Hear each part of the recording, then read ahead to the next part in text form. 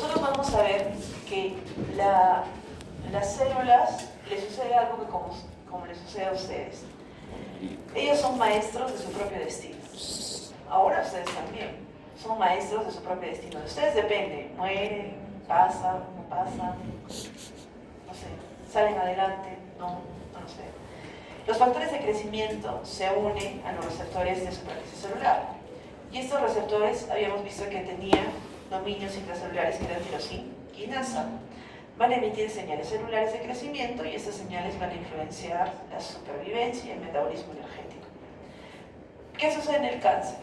En el cáncer hay una capacidad para mantener esa señalización y se da por distintos factores. Por ejemplo, hay ligandos de factores de crecimiento que van a expresar y van a estimular proliferativamente.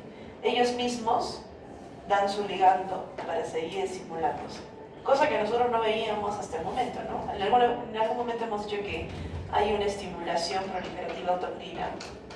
No, adquirieron una capacidad que no la tenían. También pueden estimular a células normales del estroma, y estas se llaman célula o estroma asociada al tumor. Y estas células generan más factores de crecimiento. El fibroblasto, que debería estar tranquilo, genera factores de crecimiento, y esos factores de crecimiento estimulan a la célula tumoral. También sabemos que se envuelven hiperreceptoras a cantidades normales de ligando. Esa hace, digamos que en una célula normal, esa cantidad de ligando genera una respuesta. Pero en la célula cancerígena, la misma cantidad de ligando genera una respuesta exagerada. Aumenta la cantidad de receptores exhibidos en su superficie.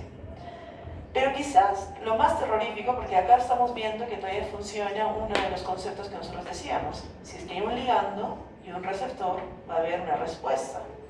Pero las células cancerosas también podrían adquirir independencia total del ligando. Alteran molecularmente las células receptoras y desencadenan una señalización que se llama señalización sin ligando. Y acá se vuelve mucho más difícil. Por ejemplo, la traducción RAS, sin ligando receptor, es una de las más comunes. ¿Recuerdan ustedes en qué tipo de cáncer veíamos esto? KRAS, HRAS, NRAS. El páncreas. Colon generalmente, podemos verlo en páncreas, podemos verlo en tracto gastrointestinal, pero colon es algo que ustedes tienen que recordar. Entonces, las mutaciones somáticas van a activar vías downstream. Y en el 40% de los melanomas vamos a tener mutaciones en la estructura de RAF. ¿Se acuerdan cómo se llamaba esa mutación en RAF? BRAF, ¿no es cierto? BRAF B600C. Este BRAF 600C activa el resto de su señal. Y si ustedes recuerdan, BRAF estaba relacionado con MEK y luego con MAP quinasas. Entonces, esta activación se llaman proteínas mitrogénicas quinasas. ¿Listo? También varios tumores van a tener mutación en la subunidad catalítica del circuito PI3 quinasa, fosfoinositol 3 quinasa. Y esto va a incluir la señal que va a traducir AKT y PKD. ¿Listo? Entonces estamos viendo que no solamente actúan a nivel del receptor, como todas las células, sino que ya están actuando dentro de la célula, activando directamente la vía celular. ¿A quién les hace recuerdo esta vía que estamos describiendo? ¿Quién entraba a la célula y también modificaba justamente lo que sucedía? Creo que habían virus que entraban y modificaban la función de... Pero fisiológicamente. Muy bien, las hormonas liposolubles y las hormonas tiroideas. Ellas entraban dentro de nuestra célula, tenían receptores intracitoplasmáticos y luego ¿qué sucedía? Modificaban el ADN. ¿Se dan cuenta que ahora esta célula cancerosa ha desarrollado esa capacidad a pesar de que no está generando justamente un ligando? También altera los mecanismos de feedback negativo. Por ejemplo, la oncoproteína RAS compromete la actividad de la RAS-GTP y empieza a funcionar como un mecanismo intrínseco de feedback negativo. También la fosfatasa de PTEN. ¿Recuerdan ustedes PTEN qué es? ¿Es un supresor o es un oncogen o es un... nada más? Es un supresor tumoral, muy bien. Normalmente PTEN actúa degradando los productos de la PI3 quinasa y hace que no haya una sobreexpresión. Pero cuando hay una mutación, sabíamos que había una pérdida de función. ¿Y qué pasaba aquí? Se amplifica la señal de PI3 quinasa y se promueve la tumorigénesis. La manera como se pierde la función va a ser con metilación del promotor. Entonces aquí viene la pregunta, ¿la metilación es un tipo de cambio genómico o no genómico? No genómico. Veamos epigenético. Muy bien, ya ven, ya están captando ustedes los términos, ya saben más o menos dónde están las cosas.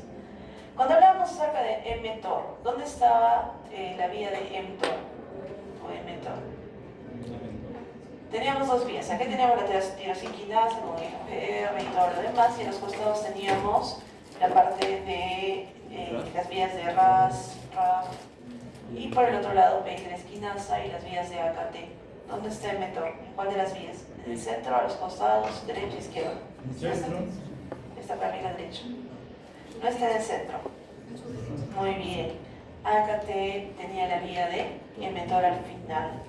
Entonces, recordemos, interactúa en la vía downstream y upstream del PI3 quinasa, dándole feedback negativo, inhibiendo la señalización del PI3 quinasa y dándole independencia proliferativa. Recuerden, la rapamicina, que deben ustedes de haberla escuchado, porque ahorita se le está dando unos usos diferentes, sobre todo en la parte de micro. La droga rapamicina actúa a nivel de mTOR, a la quinasa de mTOR. ¿Listo? Ahora, también habíamos dicho que la senescencia es algo que puede suceder en estas células. Y cuando hablamos de senescencia, estamos hablando de un estado no proliferativo, pero viable. Y eso quiero que ustedes recuerden. Estado viable, pero no es proliferativo.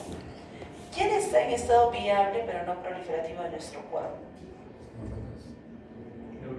Las neuronas, muy bien. Y por tanto, ¿qué función tenían? Ellos soportaban gran parte de las funciones fisiológicas. Con respecto a la senescencia, el citoplasma de estas células se vuelve alargado. Hay ausencia de marcadores de proliferación y empiezan a expresar enzimas beta-galactosidasas inducidas por senescencia. Ahora, estas células senescentes son muy prevalentes en el melanoma. A ver, hasta el momento, ¿cuáles eran las principales mutaciones del melanoma?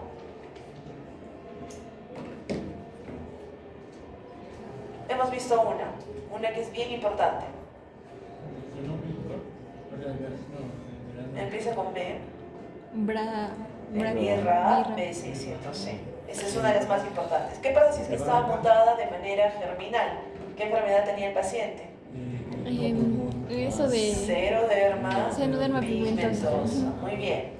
A ver, no siempre. ¿Qué otra tenemos? Esta. Teníamos nosotros senescencia. Entonces, ya están viendo dos. También vamos a ver algunos tipos de metilaciones y también es común. Permítame un momentito, tengo una muestra que de repente debe haber alguna duda. Denme 2 segundos. Pueden ustedes conversar. Ya.